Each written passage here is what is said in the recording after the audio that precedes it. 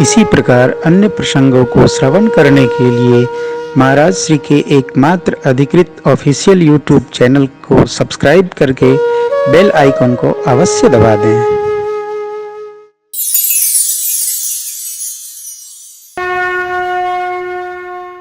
कोई कहे कि मैंने अमुक का विवाह कराया, आप नहीं कराते तो होता ना। कहा विवाह होता है, कोई किसी का विवाह नहीं कराता है। जिसका जिससे होना है उसी से होगा।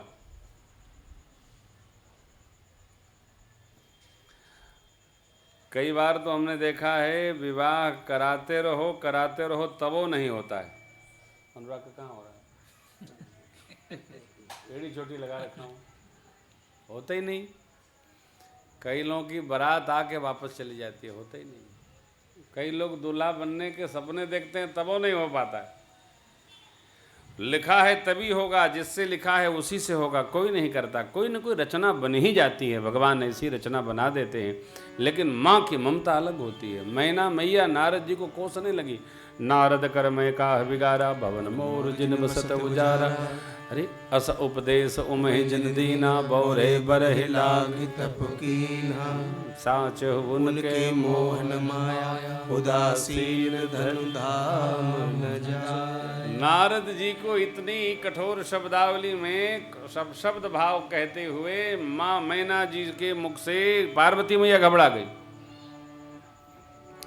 पार्वती मैया ने कहा, माँ आपसे क्या ब्रह्मा जी का लेख मिट सकता है? नहीं ना, क्यों किसी को दोष लगाती हो? मेरे भाग्य में सुख लिखा होगा सुख, दुख लिखा होगा दुख। जहां जाऊंगी वहीं पाऊंगी।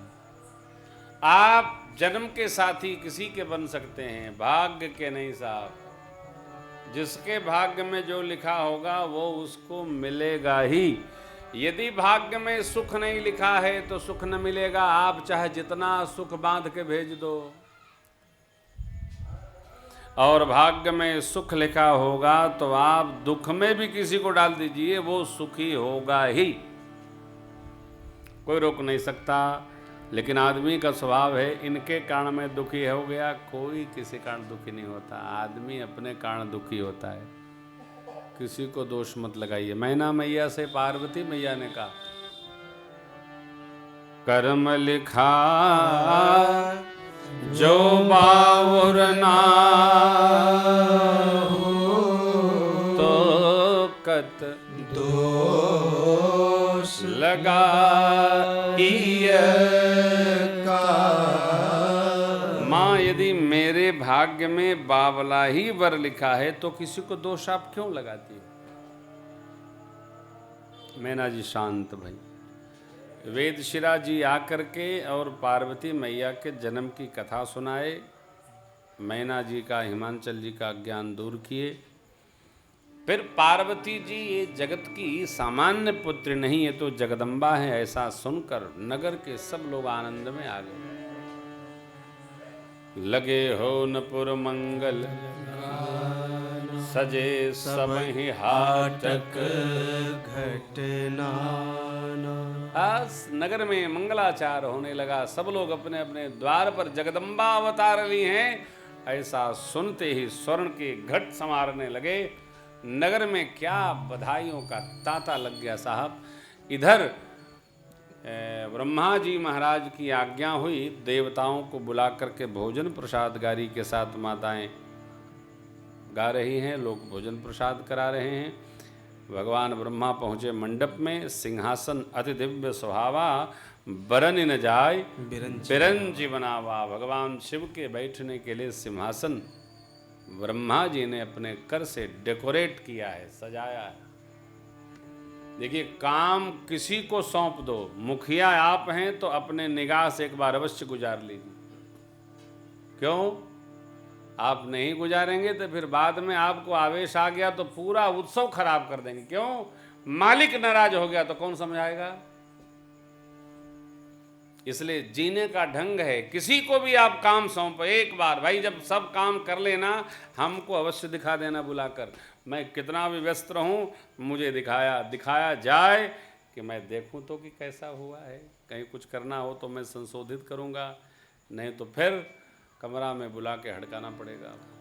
आपका पूरा उत्सव बेकार हो जाएगा। हैं? गलत बोल गए क्या?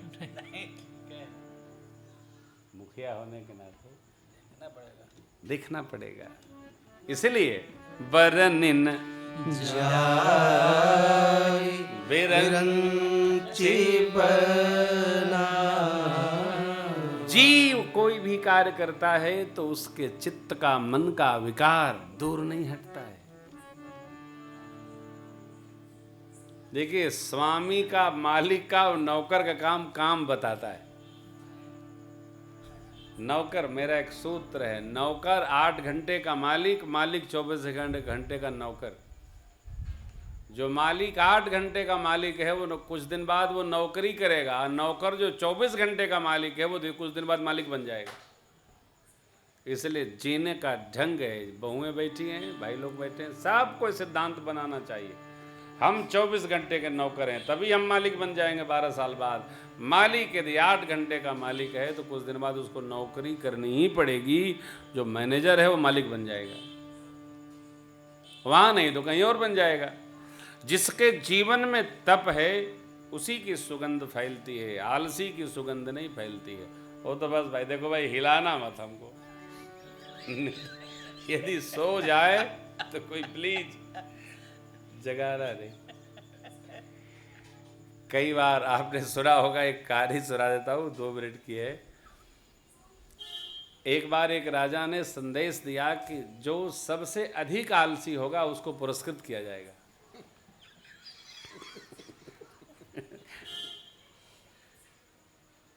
खबर हो गई, देश के लगभग 1000 आलसी इकट्ठा हो गए। मंत्री बड़ा समझदार था, एक जगह बनाया, सबको इकट्ठा कराया, लकड़ियां सजवा दी, आग लगवा दिया। 2 दरवाजे थे, धीरे धीरे आग जब आई, सब धीरे धीरे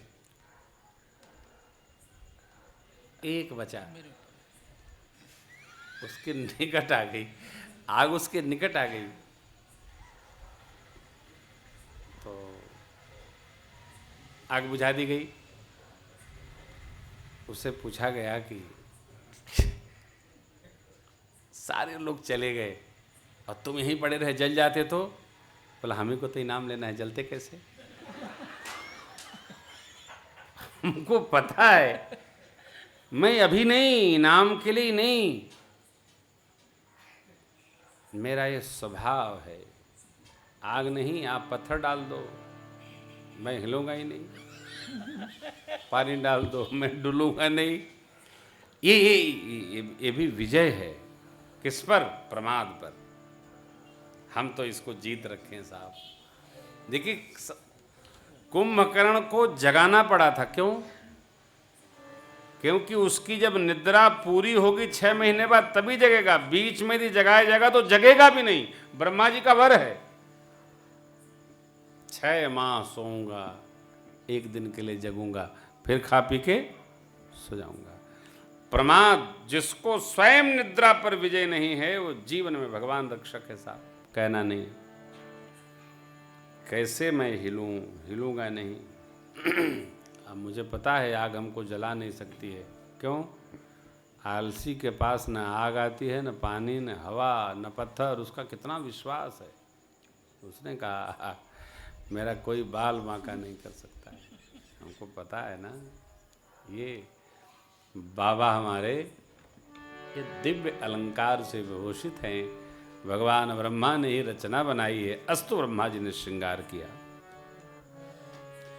पितामह ब्रह्मा ने श्रृंगार किया। सूचना पहुंची है भगवान शिव पीताम्बर धारण करके मां भगवती पार्वती जी की प्रार्थना पर दूल्हा स्वरूप में आए। बोले दूल्हा सरकार की जय। ब्राह्मण देवताओं को मानसिक वंदन करके देव भाव में समर्पित मन से भगवान शिव अपने प्रभु रघुनाथ जी का स्मरण करते हुए सिंहासन पर विराज गए। सखियां मेरी माँ को लेकर आती हैं। जगत की माता जगदम्बा सुंदरता की खान माँ भगवती पार्वती जी को देखकर देवता लोग मन ही मन वंदन करते हैं। अब विवाह की जो विधि है वो आगे होगी। इसके पहले मुनि अनुशासन गणपति पूजऊ शंभु भवान को सुन संशय करे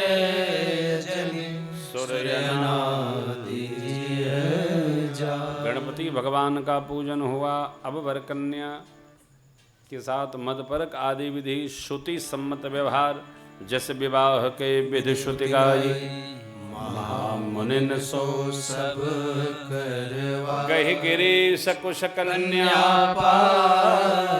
भवहि समर्पी जानी।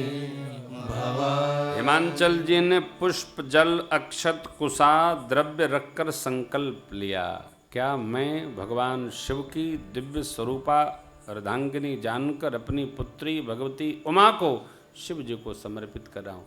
भवहि समर्पी जानी। और याज्ञवल्क्य महाराज कहते हैं ऋषिवर पानी ग्रहण जब कीन महेशा हर्षे तब सकल सुरेशा वेद मंत्र मुनिवर उच्चरहि जय जय जय शंकर सुर करहि। बाजहि बाजन विविध विधाना बाजहि बाजन विविध विधाना सोमन वृष्टि नभ भय विधिनाना हर गिरजा कर भय विवाह सकल भुवन भरि राव छाऊ दासी दास तुरग रथ नागा धेनु बसन मन वस्तु विवाहा अन्न कनक भाजन मरि जाना अन्न कनक भाजन भरि जाना दायज दीन न जाई बहाना दायज दीन न जाई बहाना दायज दीन न जाई बहाना। स्वर्ण पात्रों में भरकर अनेक प्रकार की वस्तु सामग्री दाइज माने दहेज के रूप में हिमांचल जी ने भगवान शिव को माँ भगवती पार्वती जी के साथ कन्यादान उपरांत भेंट किया। दाइज कितना दिया? दाइज दिए बहुभांति पुण्य कर जोर हिम भूधर कहो का देऊं। बाबा भोलेनाथ आपको मैं क्या दूं? हाथ जोड़ता हूं।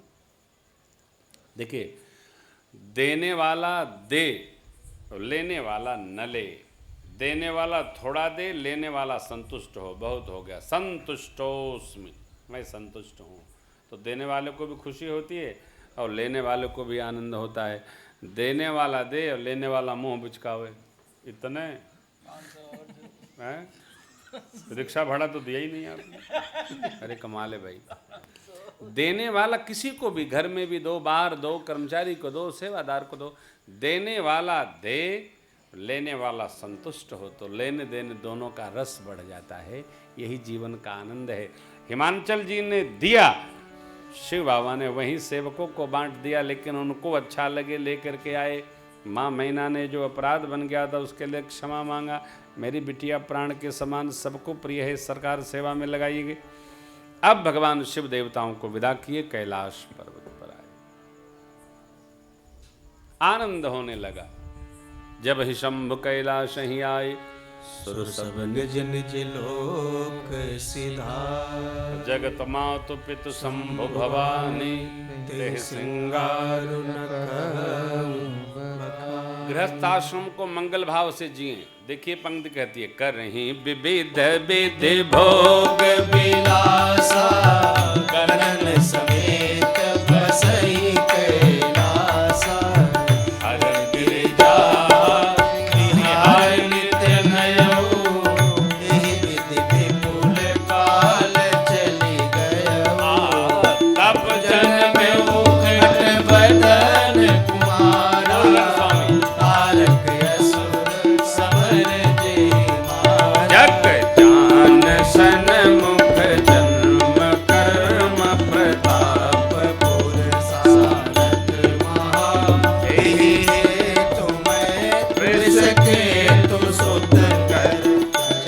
संक्षेप ही कहा यह उमा शंभु विवाह जे नर नारी कही से गावही कल्याण काज विवाह मंगल सर्वदा सुख पावही कल्याण काज विवाह मंगल सर्वदा सुख पावही सर्वदा सुख पावही सर्वदा सुख पावही वैसे तो चरित सिंधु गिरिजा रमन वेद न पावही पार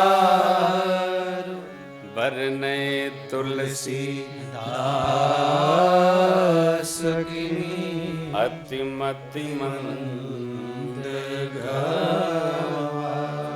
भगवान शिव का और माँ भगवती पार्वती जी का चरित्र समुद्रवत है। वेद भगवान नहीं पार पा सकते हैं।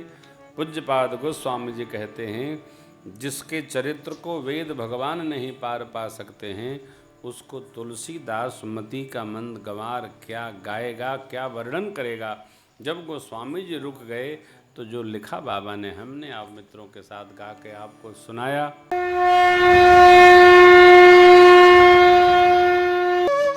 इसी प्रकार अन्य प्रसंगों को श्रवण करने के लिए महाराज श्री के एकमात्र अधिकृत ऑफिशियल यूट्यूब चैनल को सब्सक्राइब करके बेल आइकन को अवश्य दबा दें।